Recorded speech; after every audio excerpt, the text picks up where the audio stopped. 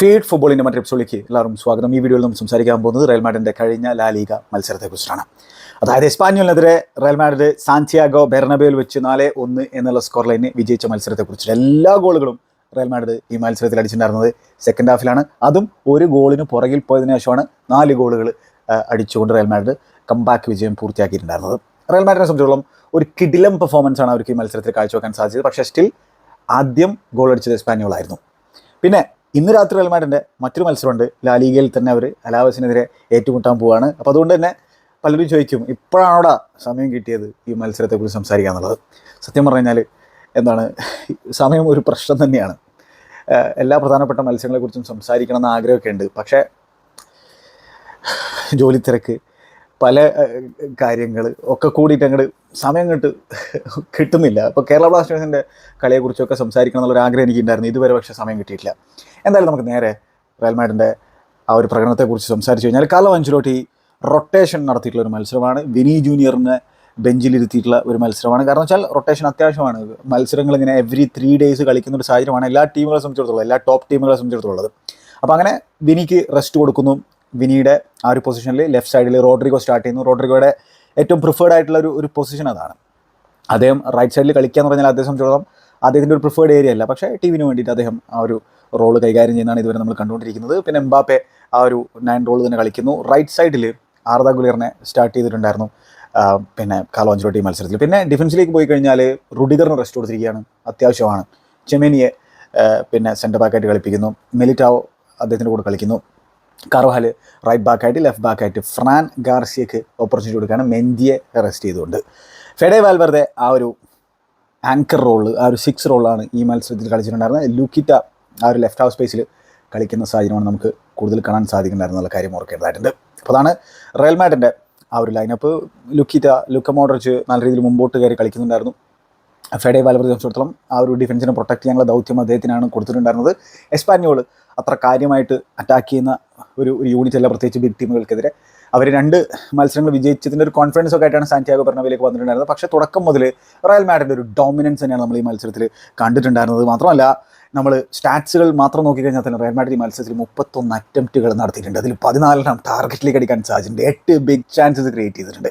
അത്തരത്തിലുള്ളൊരു dominance Real Madrid ഭാഗത്ത് നമ്മൾ കാണുന്നുണ്ടായിരുന്നു. പക്ഷേ ഫസ്റ്റ് ഹാഫിൽ അവർക്ക് ഗോൾ അടിക്കാൻ പറ്റിയിട്ടുണ്ടായിരുന്നില്ല. ബിഗ് ചാൻസസ് ക്രിയേറ്റ് ചെയ്തിട്ടും അവർക്ക് ഗോളുകൾ കണ്ടെത്താൻ സാധിക്കുന്നില്ല. കിലിയൻ എംബാപ്പയ്ക്ക് അദ്ദേഹം ഒരുപാട് അറ്റംപ്റ്റുകളും കാര്യങ്ങളും ഈ മത്സരത്തിൽ നടത്തിയിട്ടുണ്ട്. പക്ഷേ എന്താണ്, അദ്ദേഹത്തിന് ഒരു ഓപ്പൺ പ്ലേയിൽ നിന്ന് ഈ മത്സരത്തിൽ ഗോൾ കണ്ടെത്താൻ സാധിക്കുന്നില്ല. നല്ല പൊസിഷൻസും കാര്യങ്ങളൊക്കെ അദ്ദേഹം എടുക്കുന്നുണ്ടായിരുന്നു, നല്ല ഷോട്ടുകൾ തീർക്കുന്നുണ്ടായിരുന്നു. പക്ഷേ നേരെ കീപ്പറിൻ്റെ കൈകളിലേക്ക് പോകുന്ന സിറ്റുവേഷൻ നമുക്കുണ്ടായിരുന്നു. മൊത്തം 9 അറ്റംപ്റ്റുകൾ എംബാപ്പെ ഈ മത്സരത്തിൽ നടത്തിയിട്ടുണ്ട്. അതിൽ 6 ടാർഗറ്റിലേക്ക് അടിച്ചിട്ടുണ്ട്. പക്ഷേ മിക്ക ഷോട്ടുകളും കീപ്പർക്ക് സേവ് ചെയ്യാൻ പറ്റുന്ന തരത്തിലുള്ള സംഭവമായിരുന്നു. ഇതോടൊപ്പം 7 കീ പാസസ് പിന്നെ എംബാപ്പെ കൊടുത്തിട്ടുണ്ടായിരുന്നു. പിന്നെ ലുക്കിറ്റയെ സംബന്ധിച്ചോളം 6 കീ പാസസ് മത്സരത്തിൽ കൊടുത്തിട്ടുണ്ട്. നല്ല രീതിയിലാണ് കളിച്ചിട്ടുള്ളത്. ജൂഡിനെ സംബന്ധിച്ചിടത്തോളം അഗെയിൻ ബ്രില്യൻ്റ് മത്സരമായിരുന്നു. മത്സരത്തിൻ്റെ അവസാന സമയങ്ങളിൽ അദ്ദേഹത്തിനെ സബ്സ്റ്റിറ്റ്യൂട്ട് ചെയ്യുന്നതിന് മുമ്പ് ആ ഷോൾഡറിൽ ചെങ്ങായി പിടിക്കുന്ന ഒരു സാഹചര്യം ഉണ്ടായിരുന്നു. അത് ഇത്തിരി സ്കെയറി ആയിട്ടുള്ളൊരു മൊമെൻ്റ് ആയിരുന്നു. ഒരു കൗണ്ടർ അറ്റാക്ക് ചെങ്ങായി സ്ലൈഡ് ചെയ്തിട്ട് തടയുന്ന ഒരു സിറ്റുവേഷൻ ഉണ്ടായിരുന്നു. എന്നിട്ട് എന്താണ്, ആ ഒരു ഷോൾഡറിൽ പിടിച്ചപ്പോൾ ചില റയൽ മാഡ്രിഡ് ആരാധകരെങ്കിലും വിചാരിച്ചിട്ടുണ്ടാവും പണ്ടടങ്ങാനായിട്ട് വീണ്ടും ഇഞ്ചുറി പറ്റുമെന്നില്ല. പ്രശ്നങ്ങളൊന്നും ഇല്ല എന്നാണ് മനസ്സിലാക്കാൻ കഴിയുന്നത്. അദ്ദേഹത്തെ കാർലോ അൻചെലോട്ടി പിൻവലിച്ചു. ജൂഡ് ബെല്ലിംഗാമിൻ്റെ ക്വാളിറ്റി ഭീകരമാണ്. പ്രത്യേകിച്ച് ടൈറ്റ് സ്പേസസിൽ ചെങ്ങായി മനോവർ ചെയ്യുന്ന രീതി നോക്കിക്കഴിഞ്ഞാൽ, അദ്ദേഹം അവിടെ നിന്ന് എസ്കേപ്പ് ചെയ്യുന്ന രീതി നോക്കിക്കഴിഞ്ഞാൽ അദ്ദേഹത്തിൻ്റെ ടേണുകൾ അൺബിലീവബിളാണ്. അതിൽ തന്നെ പൊസിഷൻ കീപ്പ് ചെയ്യാനുള്ള അദ്ദേഹത്തിൻ്റെ കഴിവ്. പിന്നെ പല ഏരിയകളും അദ്ദേഹം അറ്റാക്കിംഗ് ഫേസിൽ എടുക്കുന്നുണ്ട്. സെൻട്രൽ ഏരിയയിലേക്ക് ഡ്രിഫ്റ്റ് ചെയ്യും, ലെഫ്റ്റിലേക്ക് ഡ്രിഫ്റ്റ് ചെയ്യും. പിന്നെ എന്താണ്, ഒരുപാട് ഡിസ്റ്റൻസും കവർ ചെയ്യും. ഒടുക്കത്തെ വർക്ക് റേറ്റും ചെങ്ങായി പ്രൊവൈഡ് ചെയ്യുന്നുള്ള കാര്യം ഓർക്കേണ്ടത്. അത്തരത്തിലുള്ളൊരു ഫുട്ബോളാണ് ജൂഡ് ബെല്ലിംഗാം. ഈ മത്സരത്തിൽ ഗോളൊന്നും അടിച്ചിട്ടില്ല. പക്ഷേ എന്താണ്, അദ്ദേഹത്തിൻ്റെ പെർഫോമൻസ് കിടിലനായിരുന്നു. ഇതാണ് കഴിഞ്ഞ സീസൺ മുതൽ ഞാൻ പറയുന്നത്. ഈ ഗോൾസ് കഴിഞ്ഞ സീസണിൽ വേറെ ലെവൽ രീതിയിലുള്ള ഒരു ഔട്ട്പുട്ട് നമുക്ക് കാണാൻ സാധിക്കുമായിരുന്നു. ആ രീതിയിലുള്ളൊരു ഡയമണ്ട് സെറ്റപ്പും കാര്യങ്ങളൊക്കെ ആയിരുന്നു കാർലോ അൻചെലോട്ടി യൂസ് ചെയ്തിട്ടുണ്ടായിരുന്നത്. പക്ഷേ കഴിഞ്ഞ സീസണിൽ തന്നെ ഞാൻ വാൺ ചെയ്തിട്ടുണ്ടായിരുന്നു, പലരും വാൺ ചെയ്തിട്ടുണ്ടായിരുന്നു. അതായത് ഗോളുകൾ ഡ്രൈ അപ്പ് ആകും ചിലപ്പോൾ ജൂഡ് ബെല്ലിംഗാമിൻ്റെ. പക്ഷേ ജൂഡ് ബെല്ലിംഗാം എന്ന് പറയുന്ന മിഡ്ഫീൽഡറിൻ്റെ ഇമ്പാക്റ്റ് കൂടും. അത് തന്നെയാണ് ഇപ്പോൾ നമ്മൾ കണ്ടുകൊണ്ടിരിക്കുന്നത്. അൺബിലീവബിൾ ഫുട്ബോളറാണ് ജൂഡ് ബെല്ലിംഗാം എന്നുള്ള കാര്യം ഓർക്കേണ്ടതായിട്ടുണ്ട്. പിന്നെന്താ, ഈ ആങ്കറിങ് റോളിൽ ഫെഡെ നന്നായി കളിച്ചിട്ടുണ്ട്. ഇൻട്രസ്റ്റിംഗ് ആയിട്ടുള്ള ചില ഇൻ്റർസെപ്ഷൻസും കാര്യങ്ങളും അദ്ദേഹം നടത്തിയിട്ടുണ്ട്. അതുകൊണ്ടാണ് നമുക്ക് ഫെഡയെ കൂടുതൽ ഒരു മുമ്പോട്ടുള്ള ഏരിയയിൽ കാണാൻ പറ്റുന്നുണ്ടായിരുന്നില്ല. കാരണം അദ്ദേഹം ഒരു 6 റോളാണ് ഈ മത്സരത്തിൽ കളിച്ചിട്ടുണ്ടായിരുന്നത്. അപ്പോൾ ഈ എസ്പാനിയോളെ സംബന്ധിച്ചോളം ഫസ്റ്റ് ഹാഫിൽ ഒറ്റ ബിഗ് ചാൻസ് പോലും അവർക്ക് ക്രിയേറ്റ് ചെയ്യാൻ സാധിച്ചില്ല. ഫസ്റ്റ് ഹാഫിലെ മത്സരത്തിൽ മൊത്തം അവർക്ക് ബിഗ് ചാൻസ് ഒന്നും ക്രിയേറ്റ് ചെയ്യാൻ സാധിച്ചില്ല, പക്ഷേ അവർ ഗോൾ അടിച്ചു. പിന്നെ എന്താണ് ഫസ്റ്റ് ഹാഫിലെ സ്ഥിതി നോക്കിക്കഴിഞ്ഞാൽ ഫസ്റ്റ് ഹാഫിൽ മാത്രം റയൽ മാഡ്രിഡ് 14 അറ്റംപ്റ്റുകൾ നടത്തിയിട്ടുണ്ടായിരുന്നു. 6 ടാർഗറ്റിലേക്ക് അടിച്ചു. 5 എസ്പാനിയോളുടെ ഭാഗത്ത് വന്നത്. കൗണ്ടർ അറ്റാക്കിലൂടെ അവർ ക്രിയേറ്റ് ചെയ്യാൻ ശ്രമിച്ചതാണ്, പക്ഷേ ഒരെണ്ണം പോലും ടാർഗറ്റിലേക്ക് അടിക്കാൻ സാധിച്ചിട്ടുണ്ടായിരുന്നില്ല. 77% പൊസിഷൻ റയൽ മാഡ്രിഡിൻ്റെ അടുത്തായിരുന്നു. അപ്പോൾ എന്താണ് ബോളും റയൽ മാഡ്രിഡിൻ്റെ അടുത്തായിരുന്നു, അറ്റംപ്റ്റുകളും റയൽ മാഡ്രിഡ് തന്നെയാണ് നടത്തുന്നുണ്ടായിരുന്നത്. ക്വസ്റ്റ്യൻസ് ഇങ്ങനെ ചോദിച്ചുകൊണ്ടിരിക്കുകയായിരുന്നു റയൽ മാഡ്രിഡ് മത്സരത്തിലുടനീളം. ഗാർസിയ എന്ന് പറയുന്ന എസ്പാനിയോളുടെ കീപ്പർ മികച്ച രീതിയിലുള്ള സേവുകൾ പുൾ ഓഫ് ചെയ്യുന്നത് ഈ മത്സരത്തിൽ നമ്മൾ കണ്ടിട്ടുണ്ടായിരുന്നു. അങ്ങനെ എന്താണ് മത്സരം തുടങ്ങി. ഫസ്റ്റ് ഹാഫിലെ ചില പ്രധാനപ്പെട്ട ഇവൻറ്റ്സുകളിലേക്ക് നമ്മൾ പോയി കഴിഞ്ഞാൽ 10ാമത്തെ മിനിറ്റിൽ ലുക്കിറ്റ ആ ഒരു ലെഫ്റ്റ് ഹാഫ് സ്പേസിൽ നിന്ന് ബോക്സിലേക്ക് ഒരു ക്രോസ് കൊടുത്തു. അപ്പോൾ ആർദാ ഗുലേർ ബോക്സിലേക്ക് കയറി നിൽക്കുന്നുണ്ടായിരുന്നു. അദ്ദേഹം ഹെഡ് ചെയ്ത് കൊടുക്കുന്നു. അത് എംബാപ്പയിലേക്കാണ് വന്ന് വീണിട്ടുണ്ടായിരുന്നത്. എംബാപ്പെ അത് ചെസ്റ്റ് ഡൗൺ ചെയ്യുന്നു. ചെസ്റ്റ് ഡൗൺ ചെയ്തപ്പോൾ ആ ഒരു ലെഫ്റ്റ് സൈഡിലേക്ക്, ബോക്സിൻ്റെ ലെഫ്റ്റ് സൈഡിലേക്ക്, ആ ഒരു ടൈറ്റ് ആംഗിളിലേക്ക് നീങ്ങിപ്പോയി. എന്നിട്ട് അവിടെ നിന്ന് അറ്റംപ്റ്റ് നടത്തി അത് ഗാർസിയ എന്ന് പറയുന്ന കീപ്പർ സേവ് ചെയ്യുന്നൊരു സിറ്റുവേഷൻ നമ്മൾ കണ്ടു. അപ്പോൾ അതൊരു ഡിഫിക്കൽട്ട് ആംഗിളാണ് എംബാപ്പയെ സംബന്ധിച്ചിടത്തോളം. പക്ഷേ ഇവിടെ ഇനി ഈ ഗുലേറിനെ കുറിച്ച് സംസാരിച്ച് കഴിഞ്ഞാൽ ഈ ആർദാ ഗുലേറിൻ്റെ ഡിസിഷൻ മേക്കിംഗ് ടോപ്പ് നോച്ച് ആണെന്നുള്ള കാര്യം ഓർക്കേണ്ടതാണ്. വളരെ യങ് ഫുട്ബോളറാണ്. പക്ഷേ അദ്ദേഹത്തിലേക്ക് ബോൾ എത്തുന്ന സാഹചര്യത്തിൽ പെട്ടെന്ന് അദ്ദേഹം ഓൾറെഡി ആ ബോൾ തന്നിലേക്ക് എത്തുന്നതിന് മുമ്പേ തന്നെ അദ്ദേഹത്തിൻ്റെ അടുത്തൊരു വിഷൻ ഉണ്ട്, അടുത്ത മൂവ് എന്തായിരിക്കണം എന്നുള്ളത്. അപ്പോൾ ആ രീതിയിൽ നമുക്ക് അദ്ദേഹത്തെ ക്ലോസ്ലി വാച്ച് ചെയ്താൽ മനസ്സിലാക്കാൻ പറ്റുന്ന സംഭവമാണ്. ആ ചെങ്ങായിലേക്ക് ബോൾ എത്തുമ്പോൾ വളരെ പെട്ടെന്ന് തന്നെ ഡിസിഷൻ എടുത്തിട്ടുണ്ടാവും ചെങ്ങായി. പാസ് കൊടുക്കാനോ അതോ ഇനിയിപ്പോൾ ഡ്രിബിൾ ചെയ്യാനുള്ള തീരുമാനമാണെങ്കിൽ അത് ചെങ്ങായി എടുത്തിട്ടുണ്ടാവും. ക്രോസ് കൊടുക്കാനുള്ള തീരുമാനമാണെങ്കിൽ അത് എടുത്തിട്ടുണ്ടാവും. ഷൂട്ട് ചെയ്യാനുള്ള തീരുമാനമാണെങ്കിൽ അത് എടുത്തിട്ടുണ്ടാവും. വളരെ പെട്ടെന്ന് അദ്ദേഹം ഡിസിഷൻ എടുത്തിട്ടുണ്ടാവും. അപ്പോൾ അദ്ദേഹത്തിനൊരു വിഷൻ ഉണ്ട് എന്താണ് ഇനി അടുത്തത് ചെയ്യേണ്ടത്. അപ്പോൾ അതുകൊണ്ട് എന്താണ് ലാഗോ പരിപാടികളൊന്നുമില്ല. വളരെ നൈസായിട്ടുള്ള കുറച്ച് ടച്ചസ്, വളരെ നൈസായിട്ടുള്ള പാസുകൾ, ബോക്സിലേക്കുള്ള അദ്ദേഹത്തിൻ്റെ പാസുകൾ. ഇപ്പോൾ ഈ ഒരു ഹെഡർ തന്നെ അദ്ദേഹത്തിന് അറിയാം കിലിയൻ എംബാപ്പയ്ക്ക് അത് ആ ഒരു സാഹചര്യത്തിൽ ഹെഡ് ചെയ്ത് കൊടുക്കണം എന്നുള്ളത്. അപ്പോൾ അങ്ങനെയുള്ള ഇൻട്രസ്റ്റിംഗ് ആയിട്ടുള്ള ഒരു പ്ലെയറാണ് ആർദാ ഗുലേർ. ഒടുക്കത്തെ മെച്യൂരിറ്റി ഈ ഒരു യങ് ഏജിൽ തന്നെ കാഴ്ചവെക്കുന്ന തരത്തിലുള്ള ഒരു പ്ലെയറാണ്. പിന്നെ ലുക്കിറ്റിയുടെ കോർണർ, മിലിറ്റായുടെ ഒരു ഹെഡർ ഓപ്പർച്യൂണിറ്റി, നല്ലൊരു ഓപ്പർച്യൂണിറ്റി ആയിരുന്നു അത് റയലിനെ സംബന്ധിച്ചിടത്തോളം. അത് ബാറിന് മുകളിലൂടെ പോകുന്നൊരു സാഹചര്യം നമ്മൾ കണ്ടു. പിന്നെ ആർദാ ഗുലേറിൻ്റെ ഷോട്ട് സ്ട്രെയിറ്റ് ടു കീപ്പർ ആകുന്ന ഒരു സാഹചര്യം ഉണ്ടായിരുന്നു. അത് എങ്ങനെയാണ് ക്രിയേറ്റ് ചെയ്യുന്നത് വെച്ച് കഴിഞ്ഞാൽ നമുക്ക് എസ്പാനിയോളുടെ ഡിഫെൻസീവ് ഷേപ്പ് കാണാൻ പറ്റും. ഈ ഒരു പിക്ചറിൽ 4-4-2 ഷേപ്പിൽ അവർ ഡിഫെൻഡ് ചെയ്യുകയാണ്. അപ്പോൾ അതിൽ ക്വിക്ക് പാസസും കാര്യങ്ങളും നടത്തണം, എന്നാൽ മാത്രമേ അവരെ ടെസ്റ്റ് ചെയ്യാൻ പറ്റുള്ളൂ. അപ്പോൾ ഈ ഒരു അവസരത്തിൽ എന്താണ് ജൂഡ് ബെല്ലിംഗാം ആ സെൻട്രൽ ഏരിയ ഒക്കെ പേ ചെയ്യുന്നുണ്ട് ബോക്സിൻ്റെ പുറത്ത്. അപ്പോൾ അങ്ങനെ ആർദാ ഗുലേറിലേക്ക് ലുക്കിറ്റ പാസ് കൊടുക്കുന്ന സാഹചര്യത്തിൽ ആർദാ ഗുലേർ വളരെ പെട്ടെന്ന് ഡിസിഷൻ എടുത്തിട്ടുണ്ട്. ജൂഡിന് കൊടുക്കുന്നു. ജൂഡിനെ പെട്ടെന്ന് ക്ലോസ് ഡൗൺ ഒന്നും ചെയ്യുന്നില്ല എസ്പാനിയോളുടെ താരങ്ങൾ. എന്നിട്ട് അത് പുള്ളിക്കാരൻ ആർദാ ഗുലേറിന് പാസ് കൊടുക്കുന്നു. ആർദാ ഗുലേറിൻ്റെ അറ്റംപ്റ്റ്, ആ ഒരു edge of the boxing attempt keeper save ചെയ്യുന്നൊരു സാഹചര്യം കണ്ടു. അത് നല്ലൊരു പിന്നെ ഒരു മൂവായിരുന്നു റയലിനെ സംബന്ധിച്ചിടത്തോളം. പിന്നെന്താണ് നമുക്ക് ഫ്രാൻ ഗാർസിയയുടെ ഔട്ട്സൈഡ് ദ ബോക്സിൽ നിന്നുള്ള ലെഫ്റ്റ് സൈഡിൽ നിന്നുള്ളൊരു അറ്റംപ്റ്റ്, അത് കീപ്പറിനെ ടെസ്റ്റ് ചെയ്തിട്ടുള്ളൊരു സംഭവമായിരുന്നു. റോഡ്രിഗോ എംബാപ്പയ്ക്ക് സെറ്റപ്പ് ചെയ്ത് കൊടുത്തിട്ടുള്ള ഒരു സാഹചര്യത്തിൽ എന്താണ് ഈ എംബാപ്പയുടെ ആ ഒരു അറ്റംപ്റ്റ് നേരെ കീപ്പറിൻ്റെ കൈകളിലേക്കാണ് പോയിട്ടുണ്ടായിരുന്നത്. പിന്നെ ഈ ഒരു സീനിൽ ആർദാ ഗുലേറിൻ്റെ ആ ഒരു ബോക്സിൻ്റെ ലെഫ്റ്റ് സൈഡിലേക്കുള്ള റണ്ണ് മികച്ചായിരുന്നു. അതാണ് റോഡ്രിഗോക്ക് അവിടെ ഒരു സ്പേസ് കൊടുത്തത് കൃത്യമായിട്ടും ഈ എംബാപ്പയ്ക്ക് ആ പാസ് കൊടുക്കാനായിട്ട്. കാരണം ഗുലേറിലേക്ക് ഒരു പ്ലെയർ അങ്ങോട്ട് അട്രാക്ട് ചെയ്ത് പോയിട്ടുണ്ടായിരുന്നു. അത് ഇത്തരത്തിലുള്ള മൂവ്മെൻറ്റുകൾ ഫോർവേഡ് പ്ലെയേഴ്സ് നടത്തുന്നത് തന്നെയാണ്. പിന്നെ ലുക്കിറ്റയുടെ ആ ഒരു ലെഫ്റ്റ് ഹാഫ് സ്പേസിൽ നിന്ന് ബോക്സിൻ്റെ ലെഫ്റ്റ് സൈഡിലേക്ക് റൺ ചെയ്തിട്ടുള്ള എംബാപ്പയ്ക്ക് കൊടുത്തുള്ള പാസ് ബ്രില്യൻ്റ് ആയിരുന്നു. പക്ഷേ അതൊരു അക്യൂട്ട് ആംഗിളാണ്, വളരെ ഡിഫിക്കൽട്ടായിട്ടുള്ള ആംഗിളാണ്. അവിടെ നിന്ന് കൃത്യമായിട്ടും ഷോട്ട് അൺലീഷ് ചെയ്യാൻ എംബാപ്പയ്ക്ക് സാധിച്ചില്ല. നേരെ കീപ്പറിൻ്റെ കൈകളിലേക്ക് ഉരുണ്ട് ബോൾ പോകുന്നൊരു സിറ്റുവേഷൻ നമ്മൾ കണ്ടു. പിന്നെന്താണ് എംബാപ്പയെ സംബന്ധിച്ചിടത്തോളം അദ്ദേഹത്തിനൊരു യെല്ലോ കാർഡ് കിട്ടിയിട്ടുണ്ടായിരുന്നു. ഡിസെൻറ്റിനാണ് യെല്ലോ കാർഡ് കൊടുത്തതെന്നാണ് എനിക്ക് തോന്നുന്നത്. റെഫറി അത്തരത്തിൽ കൊടുത്തിട്ടുണ്ടായിരുന്നു. ജൂഡിൻ്റെ ഔട്ട്സൈഡ് ദ ബോക്സ് എന്നുള്ള അറ്റംപ്റ്റ് നമ്മൾ കണ്ടിട്ടുണ്ടായിരുന്നു. അത് നേരെ കീപ്പറിൻ്റെ കൈകളിലേക്ക് പോകുന്നു. പിന്നെ ലെഫ്റ്റ് ആ ഒരു സൈഡിൽ റോഡ്രിഗോയും ജൂഡും എംബാപ്പയും കൂടിയിട്ട് കമ്പൈൻ ചെയ്തിട്ടൊരു ഒരു ചാൻസ് ക്രിയേറ്റ് ചെയ്തിട്ടുണ്ടായിരുന്നു. അതിൽ ജൂഡിൻ്റെ കട്ട് ബാക്ക്, എംബാപ്പയ്ക്ക് കൊടുത്തുള്ള കട്ട് ബാക്ക്, അതിൽ എംബാപ്പയുടെ ടേൺ ഒക്കെ മികച്ചതായിരുന്നു. എംബാപ്പയുടെ അറ്റംപ്റ്റ് പക്ഷേ അഗെയിൻ കീപ്പറിൻ്റെ കൈകളിലേക്കാണ് പോയിട്ടുണ്ടായിരുന്നത്. അപ്പോൾ അങ്ങനെ എന്താണ് ഈ ഗാർസിയ എന്ന് പറയുന്ന കീപ്പർ വളരെ ബിസി ആയിരുന്നു. എസ്പാനിയോളിൻ്റെ ഡിഫൻസ് ഭയങ്കര ബിസി ആയിരുന്നു എന്നുള്ള കാര്യം ഓർക്കേണ്ടതായിട്ട്. അപ്പോൾ അതാണ് ഫസ്റ്റ് ഹാഫ്. പക്ഷേ ഗോൾ കണ്ടെത്താൻ റയലിന് സാധിച്ചിട്ടുണ്ടായിരുന്നില്ല. ആ ഒരു ക്ലിനിക്കൽ നേച്ചർ ഉണ്ടായിരുന്നില്ല അവരുടെ ഗെയിമിൽ. സെക്കൻഡ് ഹാഫ് സ്റ്റാർട്ട് ചെയ്യുന്നു. സെക്കൻഡ് ഹാഫിൽ ഈ എസ്പാനിയോളിൻ്റെ പ്ലെയറിൻ്റെ ഭാഗത്ത് നിന്ന് ഇപ്പോൾ അവരുടെ റൊമേറോ, ലെഫ്റ്റ് ബാക്കായിട്ടുള്ള റൊമേറോയുടെ ഒരു ഷോട്ട്, നല്ലൊരു അറ്റംപ്റ്റ് ഔട്ട് സൈഡ് ദ ബോക്സിൽ നമ്മൾ കണ്ടിട്ടുണ്ടായിരുന്നു. അപ്പോൾ അത് ജസ്റ്റ് ബാറിന് മുകളിലൂടെ പോയിട്ടുണ്ടായിരുന്നു. പിന്നെ ഈ ജൂഡിൻ്റെ റൈറ്റിൽ നിന്ന് ലെഫ്റ്റ് ഫുട്ടിലേക്ക്, റൈറ്റ് ഫുട്ടിൽ നിന്ന് ലെഫ്റ്റ് ഫുട്ടിലേക്ക് എടുത്തിട്ടുള്ള എഡ്ജ് ഓഫ് ദ ബോക്സിൽ നിന്നുള്ള ഒരു അറ്റംപ്റ്റ്, അത് ഒരു കിടിലൻ ഷോട്ടാണ് ബെല്ലിംഗാം മുതിർത്തിട്ടുണ്ടായിരുന്നത് ഔട്ട്സൈഡ് ദ ബോക്സ്. അത് അഗെയിൻ ഗാർസിയ സേവ് ചെയ്യണം. അപ്പോൾ എസ്പാന്യോൾ താരതമ്യേന ഹാപ്പിയർ ആയിരിക്കും റയൽ മാഡ്രിഡ് ഇങ്ങനെ ഔട്ട്സൈഡ് ദ ബോക്സിൽ നിന്ന് ഷോട്ടുകൾ എടുക്കുമ്പോൾ. ശരിയാണ്, ഭയങ്കര ഡേഞ്ചറസ് ആയിട്ടുള്ള പ്ലേയേഴ്സാണ്. ഔട്ട്സൈഡ് ദ ബോക്സിൽ നിന്ന് കിണ്ണം കാച്ചി ഷോട്ടുകൾ അടിച്ചുകൊണ്ട് ഗോളാക്കാൻ പറ്റുന്ന പ്ലേയേഴ്സാണ് ഇവിടെ ഉള്ളതെങ്കിൽ പോലും റിലേറ്റീവ്ലി അവർക്ക് ബോക്സിനകത്തേക്ക് റയൽ മാഡ്രിഡ് കയറി അടിക്കുന്നതിനേക്കാൾ താല്പര്യം പുറത്തുനിന്ന് അടിക്കുന്നത് തന്നെയായിരിക്കും. അപ്പോൾ അവിടെ നല്ല ക്വിക്ക് ഫീറ്റാണ് നമുക്ക് ബെല്ലിംഗമിൻ്റെ ഭാഗത്ത് നിന്ന് കാണാൻ സാധിച്ചത്. പിന്നെ 53-ാമത്തെ മിനിറ്റിലാണ് against the run of play Espanyol lead എടുക്കുന്നത്. കാറ്റലൂണിയൻ സൈഡിൻ്റെ കീപ്പറായിട്ടുള്ള ഗാർസിയ ഒരു ലോങ് കിക്ക് എടുക്കുന്നു. അപ്പോൾ ഈ ഒരു അവസരത്തിൽ റയൽ മാഡ്രിഡിൻ്റെ റൈറ്റ് ബാക്ക് ആയിട്ടുള്ള കാർവഹാൽ മത്സരത്തിൽ അത്ര നല്ല രീതിയിലല്ല ചെങ്ങായി കളിച്ചിട്ടുണ്ടായിരുന്നു. പ്രത്യേകിച്ച് അതിൻ്റെ പൊസിഷനിങ്ങിൽ ഇത്തിരി പ്രശ്നമുണ്ടായിരുന്നു. കാരണം റയലിനെ സംബന്ധിച്ചോളം അത്ര പണി ഉണ്ടായിരുന്നില്ല ഡിഫെൻസീവ്ലി. അപ്പോൾ കാർവഹാൽ വളരെ അഡ്വാൻസ്ഡ് ആയിട്ട് നിൽക്കുന്നുണ്ടായിരുന്നു. ആർദാ ഗുലേറാണ്, അതായത് ആ ഒരു വിങ്ങിൽ കളിക്കുന്ന ചെങ്ങായാണ് കാർവഹാലിന് വേണ്ടിയിട്ട് ആ ഒരു സമയത്ത് കവർ ചെയ്തിട്ടുണ്ടായിരുന്ന ആ ഒരു ഫുൾ ബാക്ക് ഏരിയയിൽ അദ്ദേഹം ഈ കരേഴ്സിൻ്റെ റണ്ണിനെ ട്രാക്ക് ചെയ്യുന്നുണ്ടായിരുന്നു. പക്ഷേ അദ്ദേഹത്തിന് ഓടിയെത്താൻ സാധിക്കുന്നുണ്ടായിരുന്നില്ല. കാർവഹാലിനെ നമുക്ക് ചിത്രത്തിൽ കാണാൻ പറ്റുന്നുണ്ടായിരുന്നില്ല.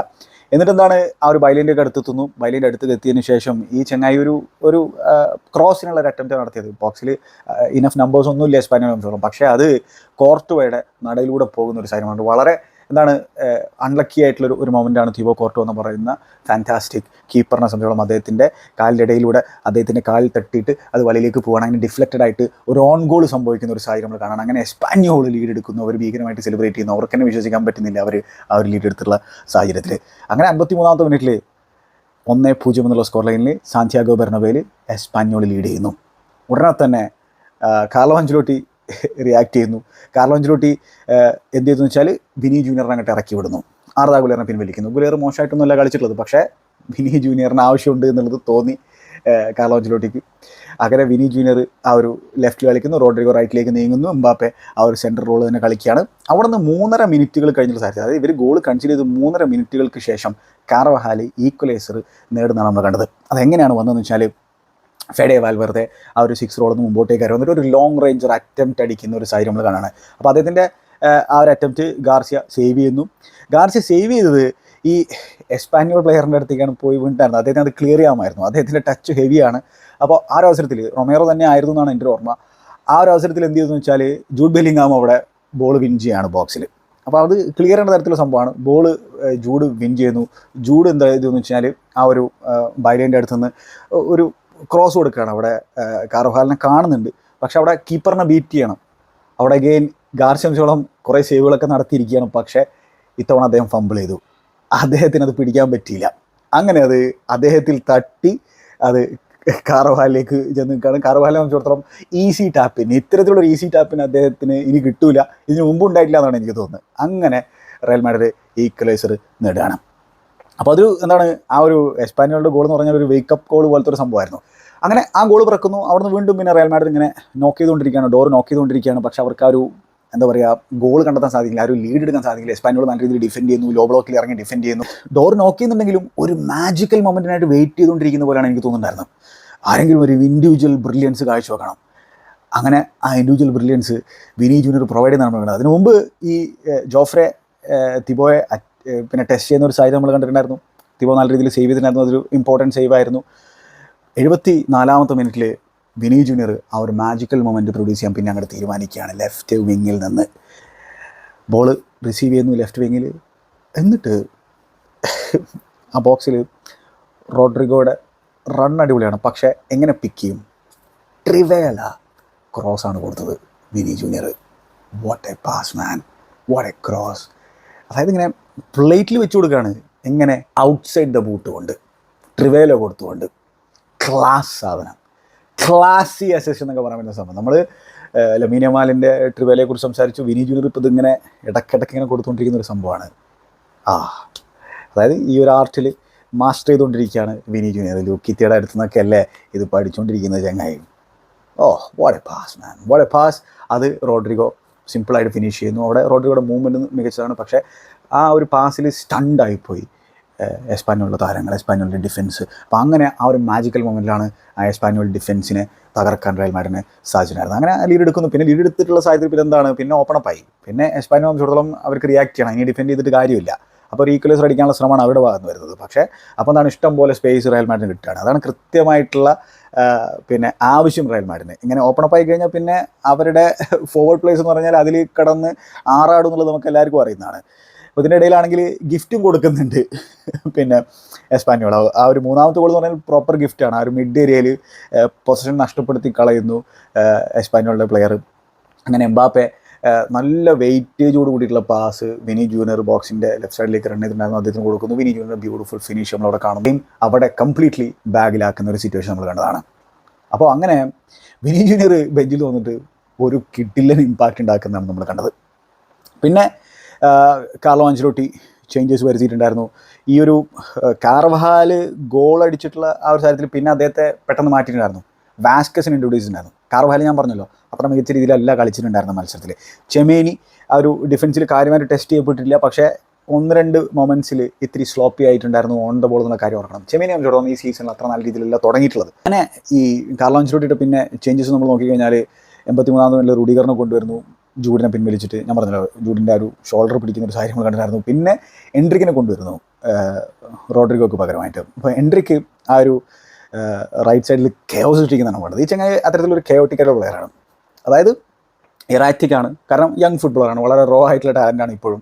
പക്ഷേ ഒരു പ്രൊട്ടഗനിസ്റ്റിൻ്റെ പോലെ കാര്യങ്ങൾ എന്താ പറയുക ഉണ്ടാക്കാൻ ശ്രമിക്കുന്ന തരത്തിൽ, എന്തെങ്കിലുമൊക്കെ ചെയ്യാൻ ശ്രമിക്കുന്ന തരത്തിലുള്ള ഒരു ആറ്റിറ്റ്യൂഡായിട്ടാണ് ചങ്ങായി വരിക. അതായത് ആ ഗ്രൗണ്ടിലേക്ക് കണ്ട് ഇറങ്ങി വന്നു കഴിഞ്ഞാൽ ആകെ അങ്ങോട്ട് കെയോസ് സൃഷ്ടിക്കുക, എന്നിട്ട് അതിലൂടെ എന്തെങ്കിലും ഗോൾ കണ്ടെത്താനോ അസിസ്റ്റ് പ്രൊവൈഡ് ചെയ്യാനൊക്കെ ശ്രമിക്കുന്ന തരത്തിലുള്ള ഒരു പ്ലെയറാണ്. അതിൻ്റെ ഒപ്പം എറേഴ്സും സംഭവിക്കും, കാരണം ഞാൻ പറഞ്ഞല്ലോ യങ് ഫുട്ബോളറാണ്. അപ്പോൾ ഇവിടെ അദ്ദേഹം ഒരു പെനാൽറ്റി വിൻ ചെയ്യുന്നതാണ് നമ്മൾ കണ്ടത്.